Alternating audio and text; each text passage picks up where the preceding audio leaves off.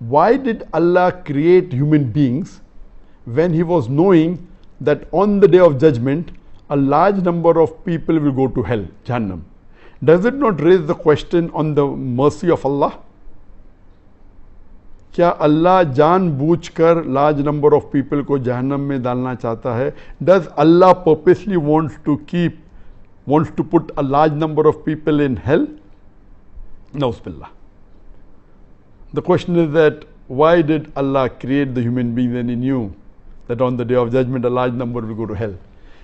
The human being is a unique and one of the best creations of Allah subhanahu wa ta'ala. Unlike the other creations, all the other creations, they submit the will to Allah subhanahu wa ta'ala, they obey subhanahu wa ta'ala 100%, whether it be the trees, whether it be the stars, whether it be the sun, whether it be the animals, whether it be the birds, all of them are Muslim, they submit the will to Allah. Allah created two creations, the jinn and the men, the jinn and the human being. And the human being is a superior creation that they have a free will of their own. They can either obey Allah or they can disobey Allah. Now, after free will is given, if a person obeys the commandment of Allah subhanahu wa ta'ala, obeys and follows the Quran and the Sahih Hadith, he is far superior than a person who has no free will and he obeys the commandment of Allah subhanahu wa ta'ala. So a human being who has a choice of his own, has a free will to obey or disobey Allah subhanahu wa ta'ala, and then if he follows the commandment of Allah, he is higher even than the angels. Or the angels have no free will to disobey Allah subhanahu wa ta'ala. So He has created a new creation. And when you want something which is excelling or of a higher quality, the chance of success rate is less. For example, if you appear for an examination of 10th standard, you find that most of them pass. When you go to bachelor's degree, yet most of them passed, but lesser as compared to 10th standard. If you appear for an MBBS degree, the percentage of passing the exam is lesser than people passing the bachelor's in arts or in science.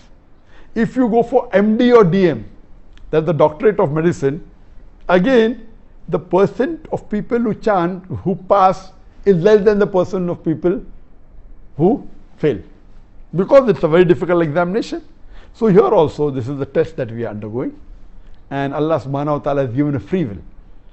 It is not Allah who's purposely putting them in Jahannam, He's giving them the option. In fact, Allah subhanahu wa ta'ala is merciful, and He says that you ask for forgiveness, I'll forgive you. And Ramadan is one of the months that you ask for forgiveness, Allah will forgive you.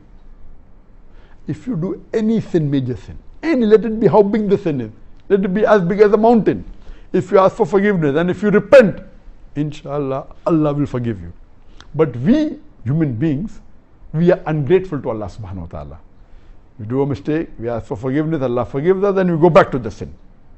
So this is the test we are undergoing, as Allah says in the Quran in Surah Al-Imran, chapter number 3, verse number 85, that kullu nafsin zakatul maut, every soul shall have a taste of death. And only those who are successful, who achieve the objectives of the life, is those who enter Jannah. This life is nothing but mere play and amusement. Allah says in Surah Mulk, chapter number 67, verse number 2, Alladhi khalaqal mawta wal hayata.